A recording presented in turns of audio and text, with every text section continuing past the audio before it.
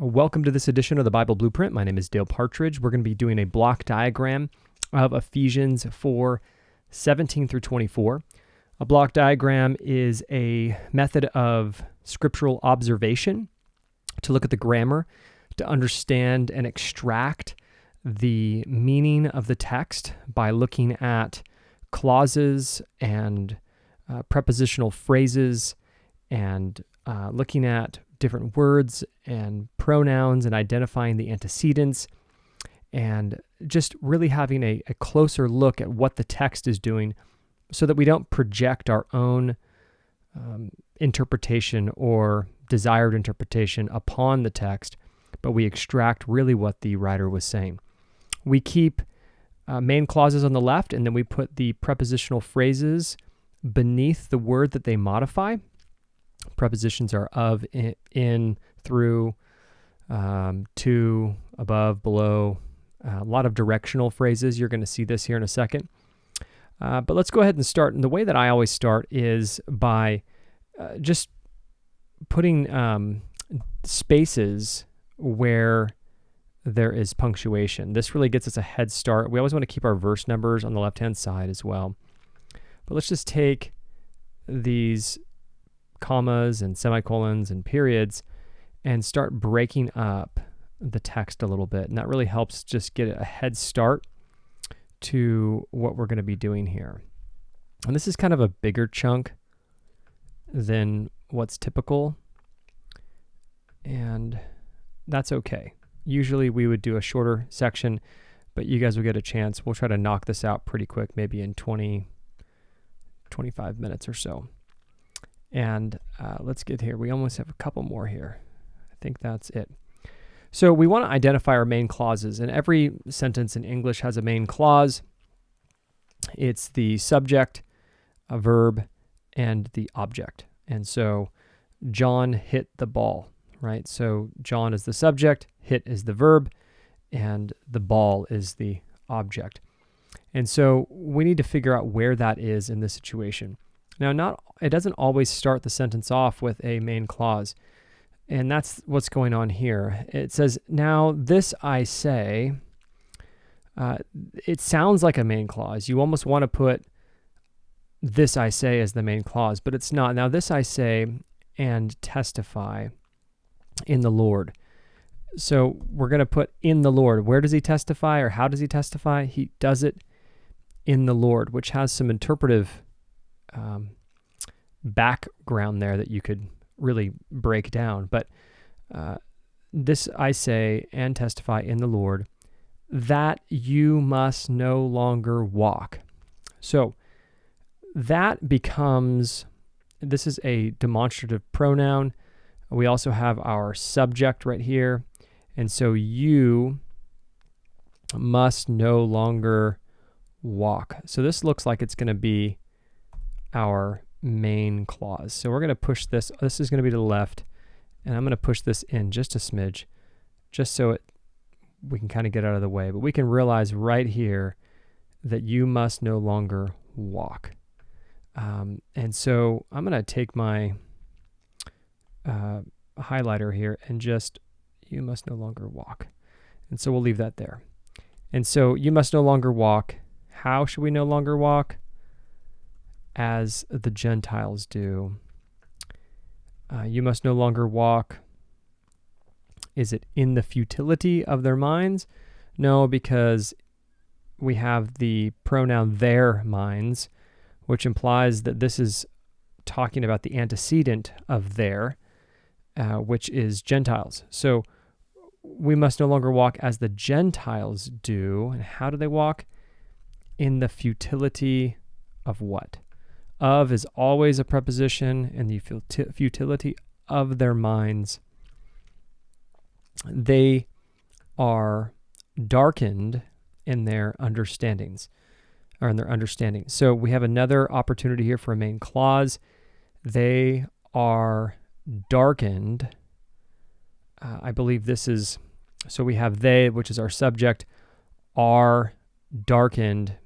We have our verb there, but it says in their understanding. So I want to put in their understanding below it because it's showing how they're darkened. Where are they darkened? In their understanding.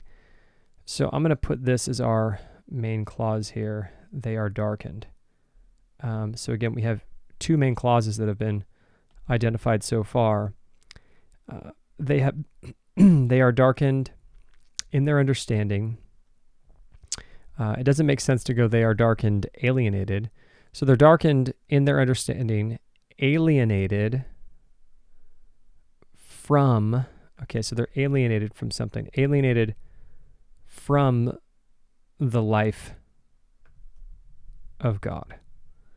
And so from is a preposition, so from the life of God. So we can determine, is life of God one thing, like a noun?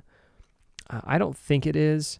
I think that it's operating in this context as from the life of God because of the ignorance that is in them.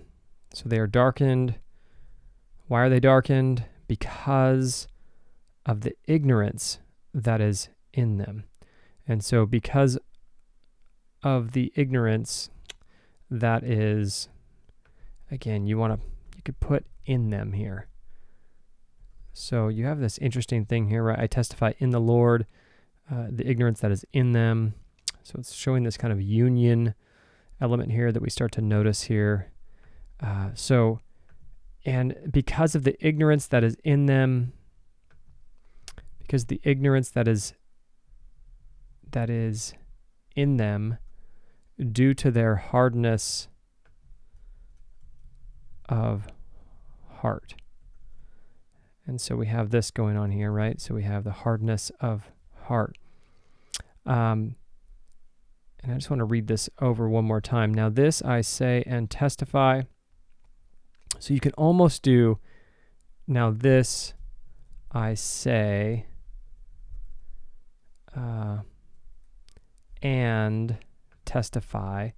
So you can kind of break this up, and I know that just messed up we can just grab my eraser and go boop. So this I say and testify, and I think it's better to do that because what we get here is that we realize there's two things, and this is coordinating conjunction and, right? It's representing two equal parts of a sentence. Our coordinating conjunctions are and, or, but, nor. And so we know that this and right here is and testify. So he says and testifies in the Lord that you must no longer walk. We'll get back to those main clauses in a little bit.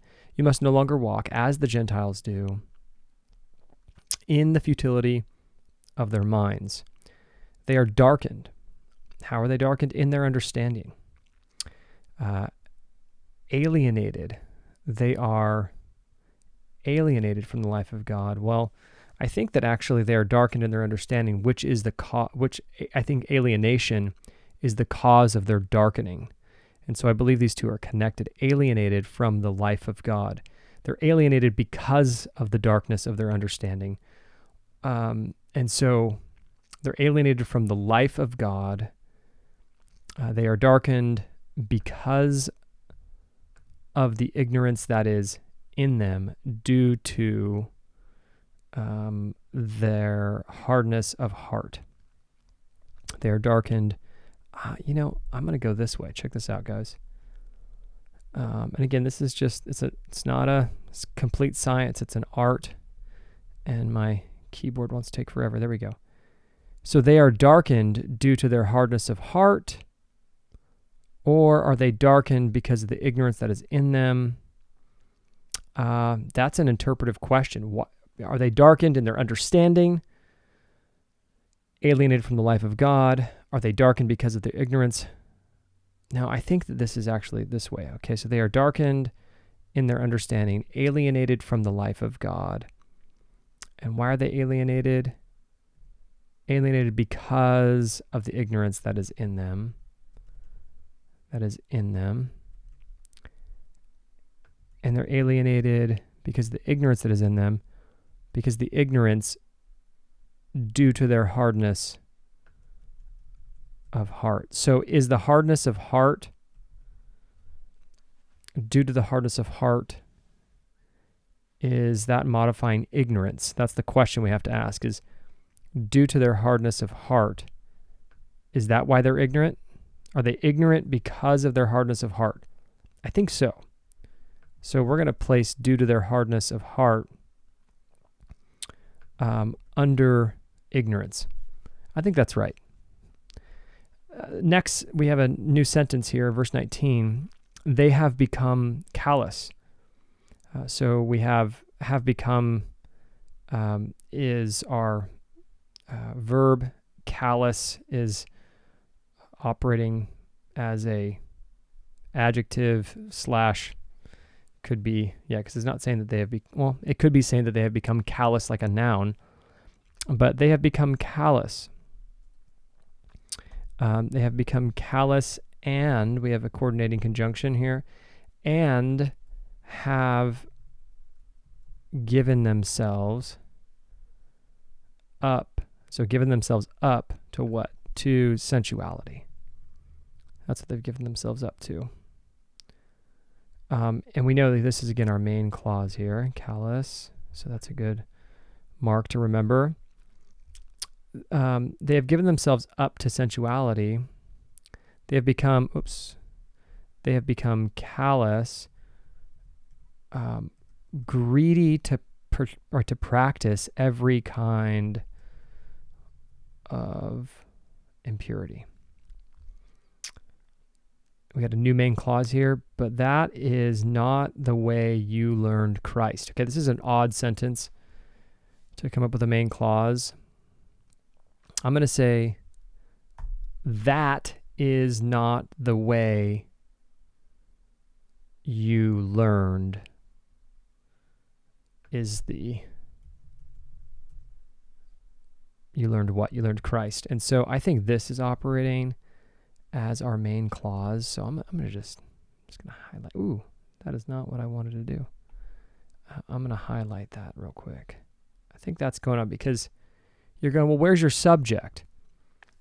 I think that is the subject. And what's the subject? It's a demonstrative pronoun, the word that. And what is the that? Well, it's this, you've become callous and given yourselves up.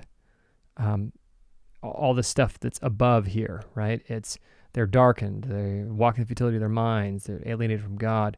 That is, so basically it's a pronoun representing the antecedent, which is all the stuff above. So that's your subject. That is not the way you learned Christ. So let's go back to diagramming here. Assuming that is not the way you learned Christ. I guess this is kind of almost operating as a new main clause here. Assuming that you have heard. That's going to be our next main clause right there. So I'll just mark that real quick. You have heard. Oh, we don't want that. We want you have heard. It's our main clause, right? You have heard. Have is a state of being verb. You have heard about him. Okay, so let's get back to our you have heard what? About him, and coordinating conjunction, and we're taught. What were you taught? In him.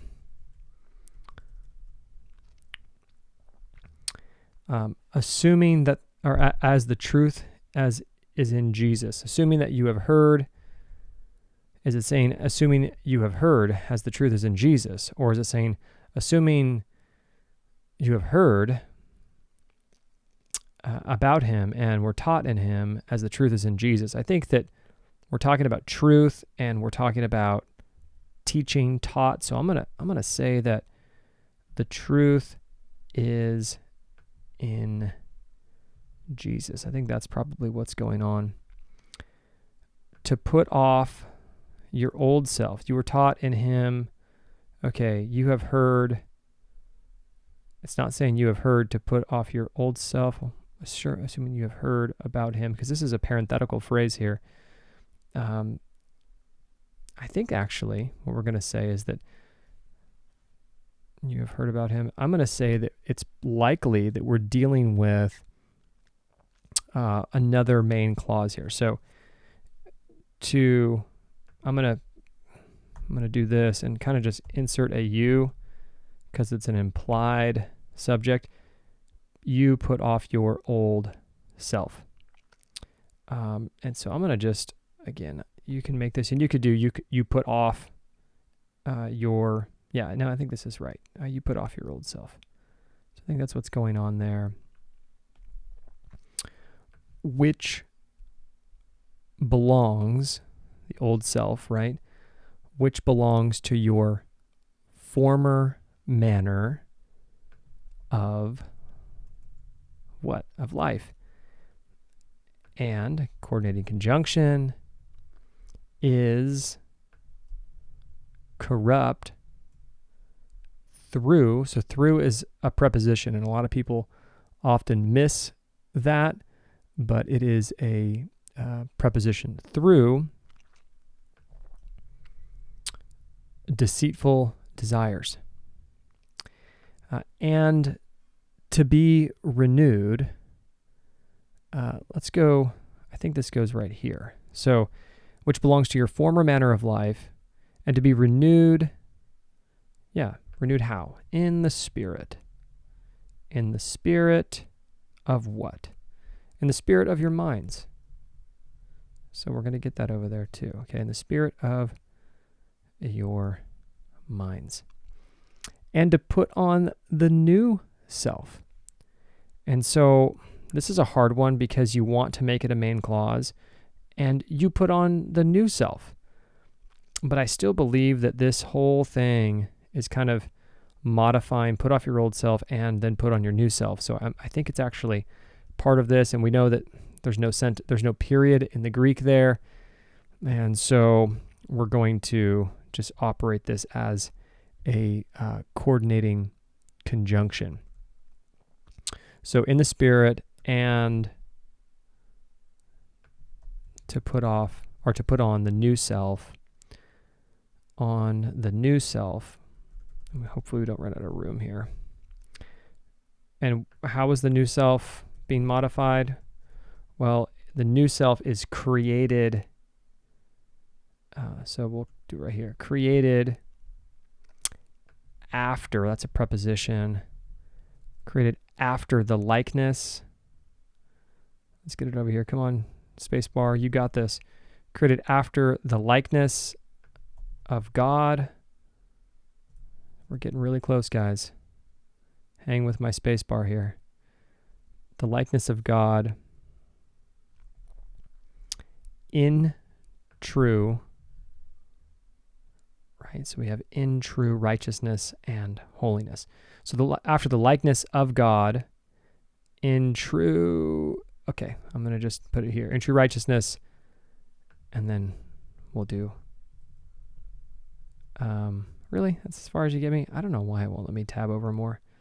I wish it would. John Piper does those great videos, but he actually created a custom app for him to do those look at the book videos.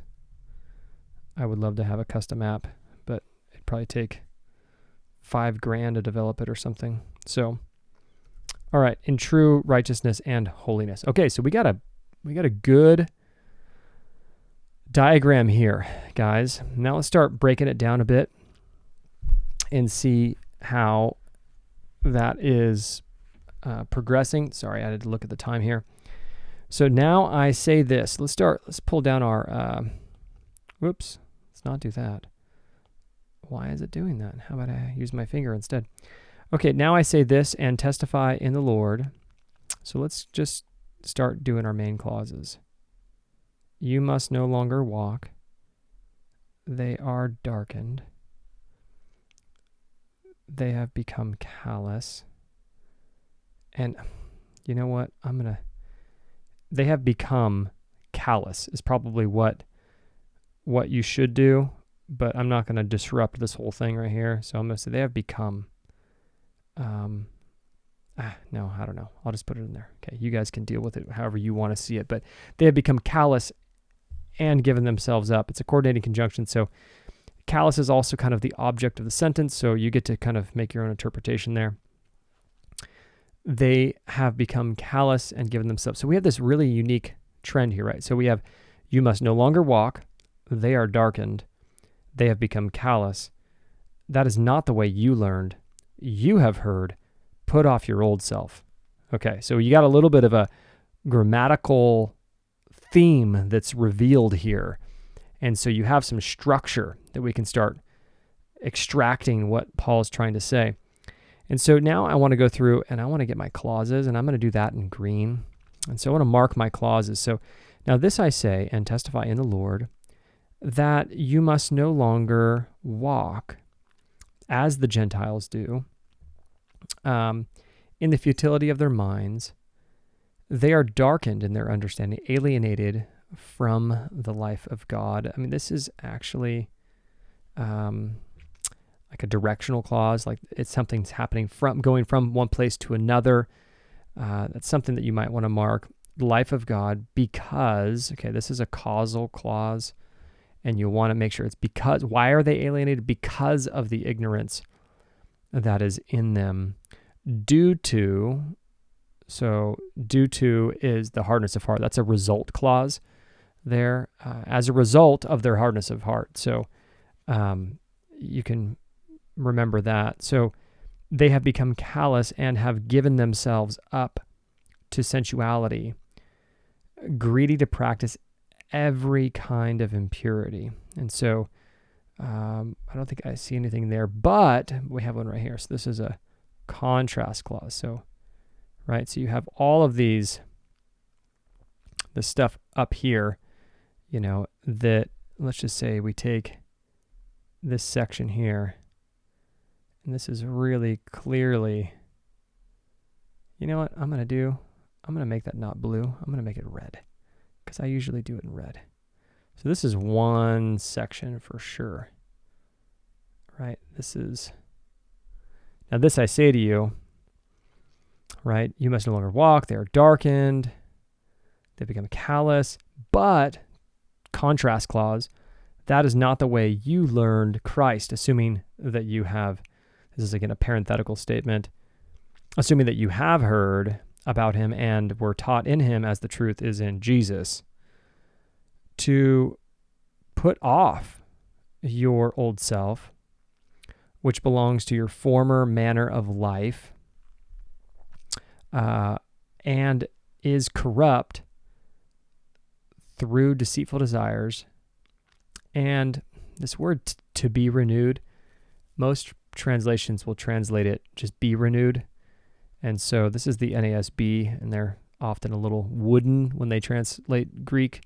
To be renewed in the spirit of your minds, and to put on the new self, created after the likeness of God in true righteousness and holiness. So this and be, like if this was here, if I'm and be and to be, I'm going to say that is a contrast clause also, you know, and be renewed. Actually, no, that's not a contrast clause. It says, which belongs to your former manner of life and is corrupt through deceitful desires, and be renewed.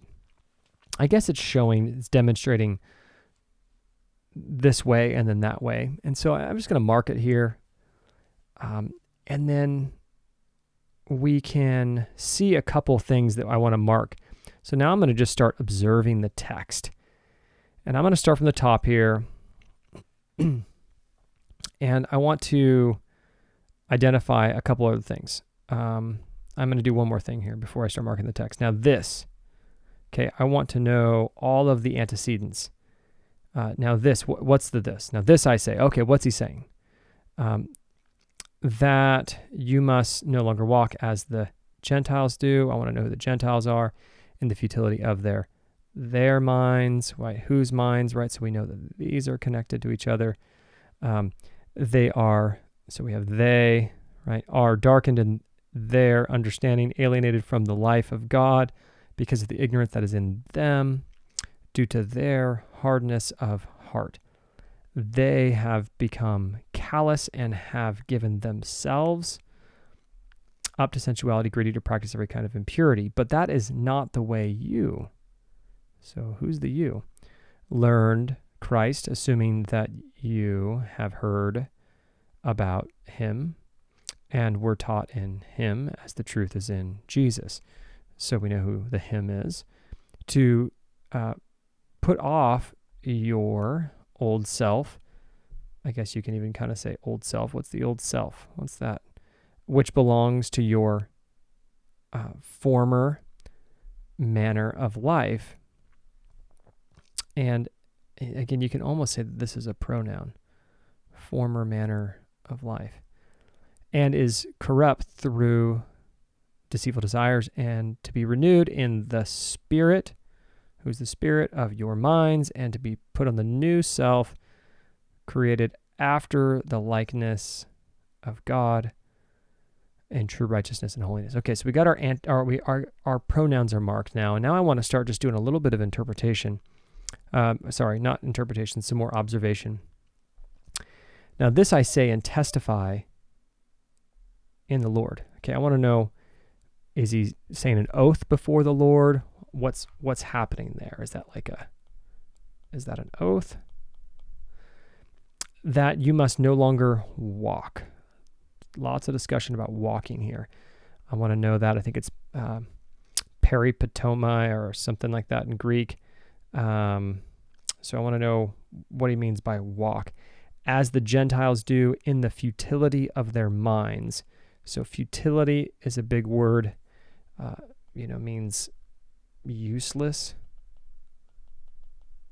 meaningless, right? They are darkened in their understanding. I think about 1 Corinthians, not able to understand. I think it's 1 Corinthians, I'm going to say 2:14, I think. In their understanding alienated. So let's fix that there. Alienated. That seems like stranger or separated. When I think about separated, right? When we think about death as separation, so they're separated from the life of God. We talked about that in the podcast a couple episodes back. Spiritual life, spiritual death. Death is separation in the Bible. And so understanding alienated from the life. What do they mean by from the life of God? Is that they're not born again? It's probably what I think Paul is saying. Not born again. Because of the ignorance that is in them due to their hardness of heart. So this is kind of this major problem, right? Hardness of heart. I think what's going on here is that we have a couple things. Like I'm going to say that we have the Gentiles are, futility of their minds. I'm going to say is number one. Their darkened understanding, I'm going to say is number two. Alienated from the life of God is number three. Because of the ignorance that is in them is number four. And due to their hardness of heart is number five. And so, man, my writing is bad. But I think about this and you go, well, okay. So because of their hardness of heart, they're ignorant. And they're alienated from the life of God, which means that their understanding is darkened, which means that their thoughts are futile. And so I see the connection there, kind of a cascading connection. They have become callous. So callous is another strong word. I want to know what callous means. I think of callous as being not able to feel, right? Not able to feel something that should probably be felt. Because they can't feel, they've given themselves up to what? To sensuality and then greedy to practice. So not just greedy, and they're not just practicing, they're greedy to practice every kind, superlative, every kind of impurity. But that is not the way you learn. So these are Christians, right? These are Christians. Because we know the audience. Learned Christ, assuming that you have. So I want to just kind of look at this and just go, okay, that's a kind of a parenthetical here. Like, all right. Just making sure that just because you profess Christ doesn't mean you possess Christ. We're taught in him as the truth is in Jesus. I think about I am the way, the truth, and the life. To put off your old self, right? So this is a, maybe I have to look in the Greek and see if this is an imperative. Get back to my blue here. Your old self, which belongs, that's an interesting way to say that, to your former manner of life. And so we know that our former manner of life is that. That's our former manner of life. And is corrupt. It means it's getting worse. It's corrupt through deceitful desires, and to be renewed. So this is in the spirit of your minds. And so that's one thing.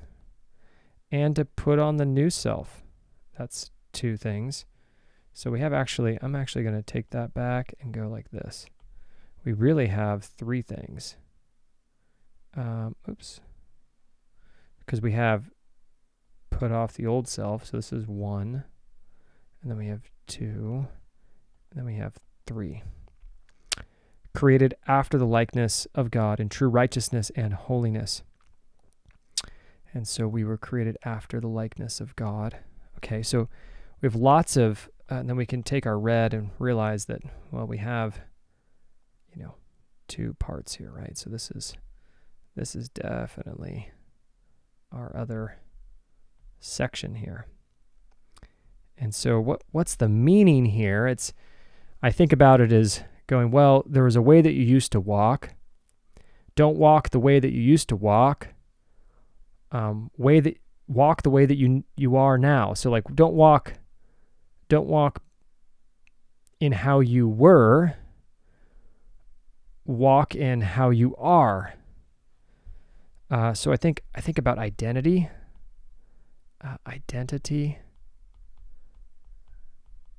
And that identity equals walk. Well, actually, I'm going to say identity equals activity, because that sounds cooler, right?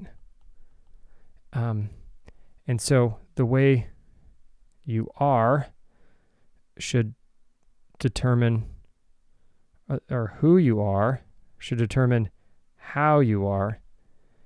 Don't walk in your old self, walk in Christ, your new self, and your actions down here should represent what you learned over here. You learned Christ. So I think that's a good start on breaking down the text here, and I think I will have a good time turning this into a great message on Ephesians 4:17-24. So if you want to hear the teaching on this passage of Scripture, you can do that by just listening to the Real Christianity podcast. This will be the Ephesians Bible Study, episode number 6, and I'll break down this text there for you. Hopefully that was helpful for you guys that are learning how to block diagram. Thanks for joining me here on the Bible Blueprint. My name is Dale Partridge, and we'll see you next time.